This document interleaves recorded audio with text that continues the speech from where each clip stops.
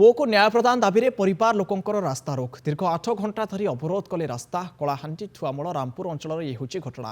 Bike दुर्घटना मृतक और गुरुतर युवकों परिवार लोक क्षतिपूरण दाबी में गतकाली दिन गोटाए संध्या 8टा पर्यंत रास्ता रोक करते लोके फल थुआमूल रामपुर भवानीपाटना कलमपुर काशीपुर को गाड़ी मोटर यातायात संपूर्ण भाव ठप हो जाता। उभय पार्श्वर शह शह गाड़ी अटकी रही लोके ना नथिबा असुविधार सम्मुखीन होते। थुआमूल रामपुर थाना अंतर्गत दाबरीगुड़ा गाँवर मंटू नायक और उमाशंकर नायक और डुमेरपदर गाँवर फिरोज नायक और दीपेन्द्र नायक दुई बाइक रे घर को जाऊा बेले दुर्घटनाटी घटी। एथिरे डुमेरपदर गाँवर फिरोज डाक्तखाना चिकित्साधीन अवस्था मृत्यु होता। अन्य माने आहत होते। मृतक और आहत को क्षतिपूरण प्रदान दाबी कर रास्ता रोक करते ग्रामवासी और परिवार लोके। प्रशासनिक अधिकारी बुझासुझा करने को आसिथिबा बेले घटनाटी उग्र रूप नहीं लोके पुलिस उपरकू टेका पत्थर माड़ करते फल जड़े एएसआई और जड़े कनेस्टेबल आहत होते। कलाहांडी रामपुर अंचल ये हूँ घटना जितेबाला रास्ता दुर्घटना जड़े युवक प्राण हराई अनेक युवक आहत होती परिवार को क्षतिपूरण देवा दाबी में ग्रामवासी और परिवार लोक मैंने मिसी रास्ता रोक करिसेंती। गतकाली प्रशासनिक अधिकारी सेठारे पहुंची पुलिस अधिकारी पहुंची किंतु ग्रामवासी जो दाबी रही क्षतिपूरण कथा हुए तो प्रशासनिक अधिकारी माने सीधा सड़क ताकू मना करते कौन प्रकार तालमेल रही नाला जहां विरोध करी ग्रामवासी माने पुलिस और प्रशासनिक अधिकारी उपरकू टेका पत्थर फिंगी जहाँफल जड़े एएसआई और जड़े कनेस्टेबल आहत होइतिबार खबर सामना को आसुछि। पुओ को न्याय प्रदान दाबी में परिवार लोकंकर ये रास्ता रोक देखा मिली शह शह ग्रामवासी सहित सामिल होती। समस्तंकर गोटे दाबी रही जी मृतक रही जो व्यक्ति माने यही सड़क दुर्घटना आहत होती समस्त परिवार को क्षतिपूरण प्रदान करा जाऊ जहाँ फल से परिवार गोटे प्रकार आश्वस्ति लाभ कर किंतु एठी ग्रामवासी मानकर जो दाबी रही प्रशासनिक अधिकारी माने ताहा सुनी नथिले। पुलिस अधिकारी माने मध्य घटनास्थल में पहुंची किंतु ग्रामवासी माने उत्यक्त हुई पुलिस एवं प्रशासनिक अधिकारी मानक उपरकू टेका पत्थर फिंगिबा आरंभ कर देथिले जहाँफल जड़े पुलिस अधिकारी आहत होइचंती जड़े कनेस्टेबल आहत होइचंती।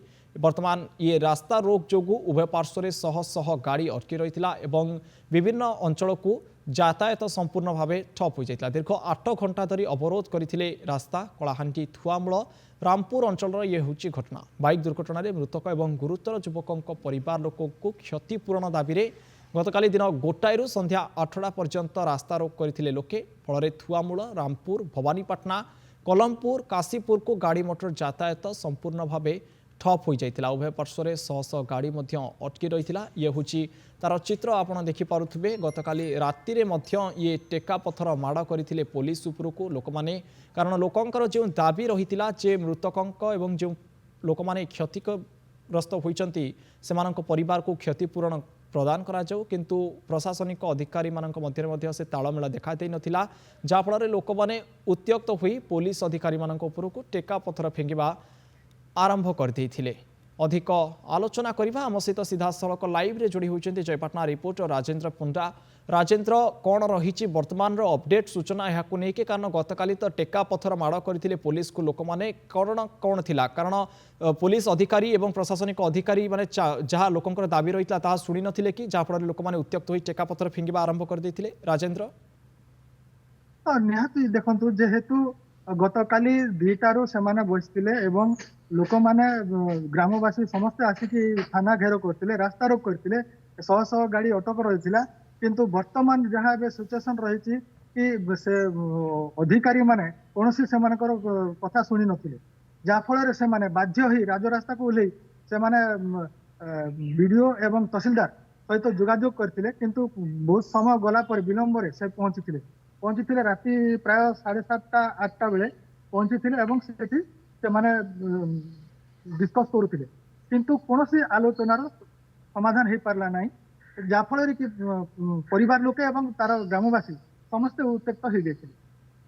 निश्चित भाव समस्त उत्यक्त हो वर्तमान रास्ता रोक करते गतकाली रास्ता रोक करते अनेक दिज पुलिस अधिकारी आहत होवार खबर आसुच्छी किंतु वर्तमान अपडेट सूचना कौन राजेंद्र लोकंकर कौन दाबी वर्तमान रही दाबी शुणा प्रशासन राजी है कि देखो एपर्यंत कौन प्रशासनिक अधिकारी राजी ही ना जहाँ पाखे सूचना अच्छी जहाँ आम आईएससी सहित कथा होलु जड़े एएसआई एवं 7 जन कनेस्टेबल को माड़ हो କାହାର ମୁଣ୍ଡ ଫାଟିଛି, କାହାର ଆଣ୍ଠୁ ଭାଙ୍ଗିଛି, କାହା ପାଖରେ ଅଣ୍ଟାରେ ହେଇଛି, ଅଣ୍ଟା ମାଡ଼ ହେଇଛି, ଏଭଳିଆ ପରିସ୍ଥିତିରେ ସେମାନେ ରହିଛନ୍ତି। ଏବଂ ଆମେ ତହସିଲଦାର ସହିତ ବି ଯୋଗାଯୋଗ କରିଥିଲୁ, କିନ୍ତୁ କୌଣସି ଆମକୁ ସନ୍ତୋଷଜନକ ମାନେ ମନ୍ତବ୍ୟ ମିଳିପାରିଲା ନାହିଁ। ଏବଂ ବିଡିଓ ସହିତ ବି ଆମେ କଥା ହେଇଥିଲୁ, ନା କୌଣସି ସୁଫଳ ମିଳିପାରି ନାହିଁ ଏପର୍ଯ୍ୟନ୍ତ, ଯାହାକି ମାନେ ସେଇ ଗାଁରେ ଟିକେ ଉତ୍ତେଜନା ରହିଛି। ଏବଂ ଏବେ ଯାହା ଆମେ ଖବର ପାଉଛୁ ଯେ ପରିବାର ଲୋକେ ଏବଂ ଯୋଉ ଗାଡି ଆକ୍ସିଡେଣ୍ଟ କରିଥିଲେ ସେ ତାଙ୍କ ପରିବାର ଲୋକେ 2 ଜଣଙ୍କୁ ଡାକିକି ଏବେ ମୀମାଂସା କରିବା ପାଇଁ ସେମାନେ ବ୍ୟବସ୍ଥା କରୁଛନ୍ତି ବୋଲି ଯାହା ଆମ ପାଖରେ ସୂଚନା ଅଛି। निश्चित भाव मीमांसा करने बर्तमान प्रचेषा गाँव में बर्तमान अराजकता लगी रही जहाँ सूचना देते जयपटना रिपोर्टर राजेन्द्र। बहुत बहुत धन्यवाद सूचना राजेन्द्र, आपंकर तमाम सूचना।